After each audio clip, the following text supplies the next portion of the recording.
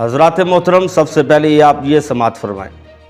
تو مطلب یہ ایک وہ جو جسے ہم فیلڈ میں کہتے ہیں کیڑا، جی ایک وہ بچپن سے آپ کو تھا یہ؟ ہاں خیر کیڑے والی بات ٹھیک ہے آپ کی، کیڑے والی بات ٹھیک ہے آپ کی، کیڑے والی بات ٹھیک ہے آپ کی۔ فیمس ہونے کا بھی شوق تھا؟ مجھے لگتا ہے وہ کہیں وہی کیڑا تھا، لگتا ہے وہ کہیں وہی کیڑا تھا، لگتا ہے وہ کہیں وہی کیڑا تھا، تو وہ اسکول کے زمانے سے ہی تھا نا، تبھی وہ اسکول کے زمانے سے ہی تھا نا، تبھی وہ اسکول کے زمانے سے ہی تھا نا۔ جی حضرات محترم، آپ لوگوں نے سماعت فرما لیا۔ یہ ہے سید اقرار الحسن، جو اپنے آپ کو کہتا ہے میں سید ہوں اور سچا ہوں۔ یہ اقرار الحسن صاحب ہیں، یہ اپنی زبان سے خود تسلیم کر رہے ہیں۔ کیا تسلیم کر رہے ہیں؟ یہ کہہ رہے ہیں مجھے بچپن سے کیڑا ہے، اس کو بچپن سے کیڑا ہے۔ کون سا کیڑا؟ اس کو شیطانی کیڑا ہے۔ یہ شیطانی کیڑا اس کے پاس بچپن سے ہے۔ یہ کہتا ہے مجھے بچپن سے کیڑا ہے، اپنی زبان سے خود اقرار کر رہا ہے، خود اختیار سے بات کر رہا ہے، اپنی زبان سے اقرار کرتے ہوئے کہہ رہا ہے مجھے بچپن سے کیڑا ہے۔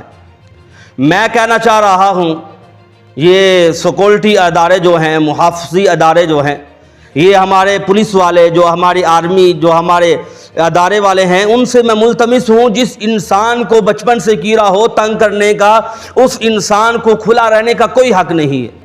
جیسے ایک آدمی پاگل ہو، اس کو زیادہ دیر دنیا کے اندر لوگوں کے اندر رہنا نہیں چاہیے، اس کو پاگل خانے میں داخل کرا دینا چاہیے۔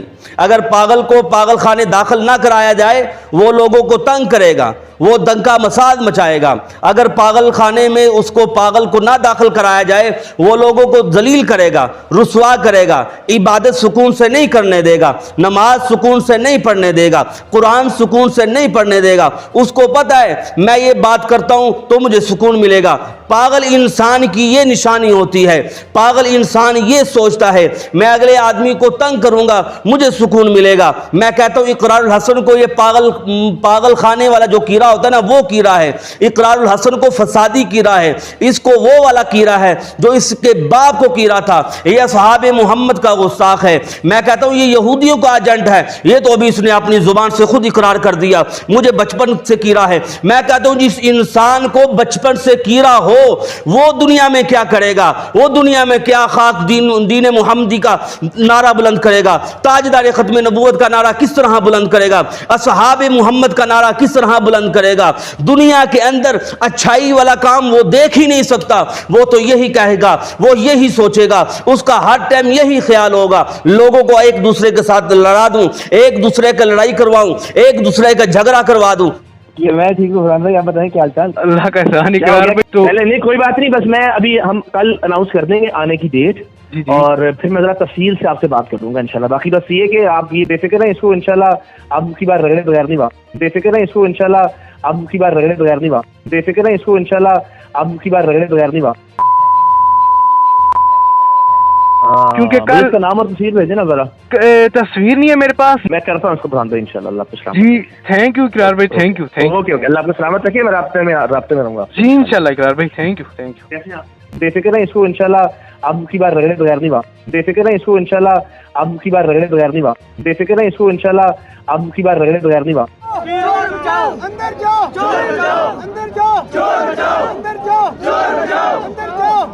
میں کہتا ہوں یہ اس کی طرف چلے ہیں جو حق خطیب سرکار، جو تاجدار ختم نبوت کا نعرہ لگاتے ہیں، یہ ان کی طرف چل پڑا ہے۔ یہ کہتا ہے تاجدار ختم نبوت کا نعرہ بند کیا جائے گا۔ میں کہتا ہوں رب کعبہ کی قسم، تجھ جیسے بہت لعین فرعون آئے تاجدار ختم نبوت کا نعرہ بند کروانے کے لیے، مگر ان کی نام و نشان ہستیاں مٹ گئیں، مگر تاجدار ختم نبوت کا نعرہ بند نہ ہو سکا۔ میں اس لیے کہنا چاہتا ہوں اقرار الحسن جتنی مرضی کوشش کرو، تاجدار ختم نبوت کا نعرہ بند نہیں ہوگا۔ جو آپ کو بچپن سے کیڑا ہے وہ کیڑا تمہارے اندر سے نکال دیا جائے گا۔